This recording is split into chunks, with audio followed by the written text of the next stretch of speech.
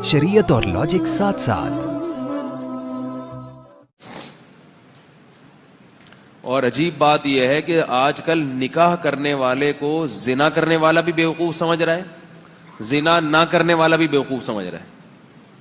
اچھا کام ہے نا، باپ بھی اس کو بیوقوف سمجھ رہے اپنے بیٹے کو، ماں بھی اپنے بیٹے کو بیوقوف سمجھ رہی ہے۔ الفلاحیہ مسجد کے امام صاحب ہیں، اکیلے دنیا میں شاید رہ گئے ہیں جو کہہ رہے ہیں اچھا کام ہے، اور بھی ہیں کچھ لوگ، ورنہ نکاح کرنے والے کو سب کیا کہتے ہیں؟ پرلے درجے کا بیوقوف کے خامخواہ کی ذمہ داریاں اپنے سر لے رہا ہے۔ مگر اللہ اس کے رسول کیا کہتے ہیں؟ عبادت کر رہا ہے۔ بیٹا کہے نا ابا سے میں نے نکاح کرنا، ابا کہتے گھر سے نکلو، کہتے ہیں نا ابا نکل جا یہاں سے۔ اللہ کیا کہتے ہیں؟ مسجد میں جا کے کرو۔ نکاح کرنا کہاں سنت ہے؟ بولتے ہی نہیں ہے یار۔ اللہ نے کیا میرے گھر سے مت نکلو، شادی ہال میں نہ کراؤ، کہاں کرواؤ؟ مسجد میں۔ ابھی الحمدللہ مسجدوں میں نکاحوں کا رواج بڑھ گیا ہے۔ اللہ کہتے ہیں میرے گھر میں آ کے کرو۔ ابا نے گھر سے نکال دیا کوئی پرابلم نہیں، ماں نے نکال دیا کوئی پرابلم نہیں ہے، نکاح ہوگا مسجد میں ہوگا۔ نکاح کرو گے ابا کی طرف سے صلواتیں سننے کو ملیں گی، اماں کی طرف سے اپنے خرچے پہ اگر کر رہے ہو، یہ بتا دوں میں اپنی ذمہ داری، بار بار ایسا نہ ہو ابا کے خرچے پہ، ابا نے پال گیا جوان کر دیا بس ابا کی ذمہ داری پوری ہو گئی، اب جو ہوگا اپنے خرچے پہ ہوگا۔ اپنے خرچے پہ کر رہے ہو اور ابا نے صلواتیں سنانا شروع کر دی، جو کہ کریں گے ضرور، اماں نے شروع کر دی، بہنوں نے تانے کوسنے دینا شروع کر دیے۔ ابھی بہت ہنس رہا ہے یہ بچہ جو ہے نا، بہت ہنس رہا ہے، چھوٹا ہے نا اگر یہ بالغ ہو چکا ہوتا تو یہ رو رہا ہوتا، کہتے ہیں میرے دل کی آواز۔ یہ بچہ بہت ہنس رہا ہے، اس کو پتہ ہی نہیں بیچارے کو، جب یہ بالغ ہوگا پھر یہ بیان سنے گا تو پھوٹ پھوٹ کے روئے گا کہے گا کہ آپ کو کیسے پتہ چل گیا میرے دل میں کیا ہے۔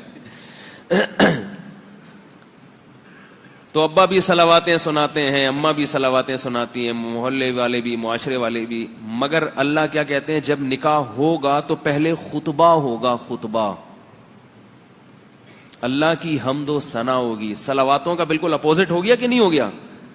دعائیں ہوں گی، دعائیں، حدیثیں ہوں گی، قرآن کی آیات ہوں گی، نکاح سے پہلے خطبہ دیا جاتا ہے نا، کیا خیال ہے؟ اور نکاح پڑھواؤ گے کس سے؟ فقہاء لکھتے ہیں، اس پر علماء کا اتفاق ہے کہ قوم کا جو نیک آدمی ہو اس سے نکاح پڑھوانا چاہیے۔ تو وہ حقیقت میں ہو نہ ہو وہ تو اللہ ہی جانتا ہے، لیکن لوگ جس کو نیک سمجھتے ہوں، تو اللہ تعالیٰ اس میں حوصلہ افزائی کی جتنی بھی ان عناصر تھے نا، وہ سارے کے سارے اس میں اللہ تعالیٰ ڈال رہے ہیں۔ پھر آپ اگر نکاح کریں گے، خاندان ٹائم پہ اگر نکاح کریں گے، بڑھاپے میں کریں گے پھر لوگ خوش ہوتے ہیں۔ اگر آپ بڑھاپے میں نکاح کر لیا نا آپ ہو گئے 48 سال کے، 50 سال کے، تو پھر تو لوگ رشتہ تلاش کرتے ہیں، بھائی اب کرا دو یار۔ 15-20 سال کی بات کر رہا ہوں، جو جوانی کی عمر ہے جس میں اصل حکم ہے شریعت کا کہ نکاح کرو، اس عمر میں اگر آپ کر رہے ہیں تو پھر یہ صلواتیں، تانے اور یہ الٹی سیدھی باتیں، تو اس میں اگر آپ کریں گے بھی تو آپ کوشش کریں گے سب کو پتہ نہ چلے، ورنہ معاشرہ ہمارے پیچھے پڑ جائے گا۔ اتنی کچی عمر میں، بچپن میں شادی کر دی اس کی، یہ کوئی عمر ہے؟ ایسی ایسی باتیں کریں گے۔ تو اللہ نے کیا کہا کہ جب نکاح کرو تو دھوم دھام سے ولیمہ کرو۔ دھوم دھام کا مطلب پبلک کو خوب اکٹھا کرو، اس لیے کہ صحیح کام ہو رہا ہے، غلط کام نہیں ہو رہا۔ ولیمہ کرو، کھانا کھلاؤ پبلک کو، ادھر ادھر چھپن چھپائی کھیلنے کی ضرورت نہیں ہے۔ لوگ کرتے ہیں نا تو بھاگ کے آتے ہیں ادھر، میرے کہنے کو مل جائے گا، کمرہ ومرہ مل جائے گا، بھاگا ہوا ہوں میں۔ اور یہ بھی فرمایا کہ مجمع میں کرو۔ مجمع میں غلط کام کیا جاتا ہے، غلط کام تو چھپ کے کیے جاتے ہیں نا۔ میں ابھی آ رہا ہوں اصل وہ موضوع پر، یہ میرا موضوع نہیں ہے، لیکن تھوڑا تھوڑا ہمیں اپنی بھی تو ایک خواہش ہے وہ پوری کرنے دینا۔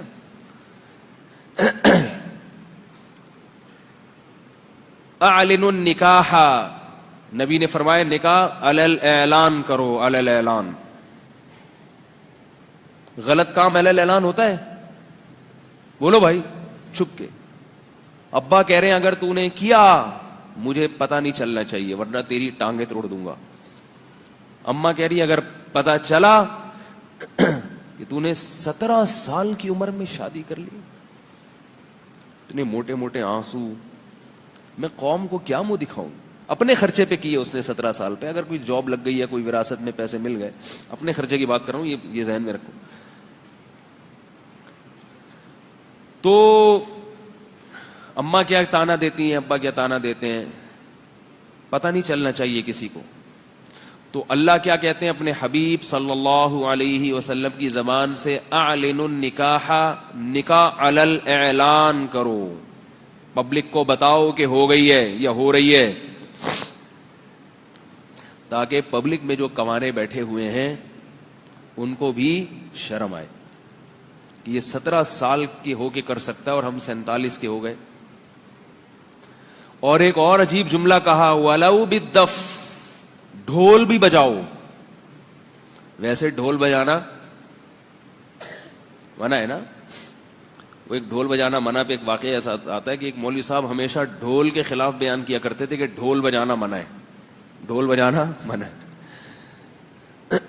اب ان کا بچہ گم گیا تو لوگوں نے کہا بھائی ڈھول بجا کے ڈھنڈورا پیٹو پورے محلے کو. پہلے زمانے میں ڈھول بجتا تھا سب اکٹھے ہوتے تھے، بھائی کیا ہو رہا ہے تو بتاؤ میرا بچہ گم گیا. اب وہ ڈھول بجانا منع ہے، وہ تو ساری زندگی بیان یہ کرتے رہیں گے ڈھول بجانا منع ہے، تو پبلک کو اکٹھا کیسے کریں؟ تو انہوں نے کہا چلو ڈھول لے کے نکلو اور یہی اعلان کرو کہ ڈھول بجانا منع ہے. ٹھیک ہے نا. تو وہ ڈھول لے کے نکلتے تھے اور لوگوں سے کہتے لوگوں میرا بچہ گم گیا اور ڈھول بجانا منع ہے. لوگ کہتے تھے بھائی ڈھول کیوں بجاؤ رہے؟ کہہ نہیں تو میں اس لیے تاکہ آپ کو ایک شرعی مسئلے کا علم ہو جائے، لوگ اکٹھے ہوں ان کو پتہ چلے کہ ڈھول بجانا منع ہے. خیر،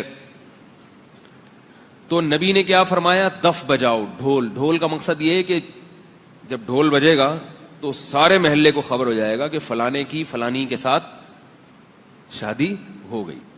تو کتنی حوصلہ افزائی ہے دیکھو. اس لیے بار بار میں کہتا ہوں کہ یہ جو اپنی چادر ہے نا، اس کی ماحول اور رسم اور رواج کی چادر، اس کو اٹھا کے باہر پھینک دو، ورنہ یہ معاشرہ تمہیں کسی کام کا نہیں چھوڑے گا.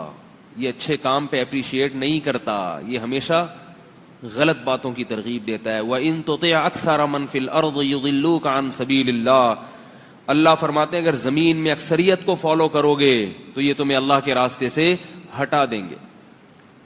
کب سے جیت بن جائے صداقت ہو تو ایسی ہو، مزاروں غار کے ساتھی رفاقت ہو.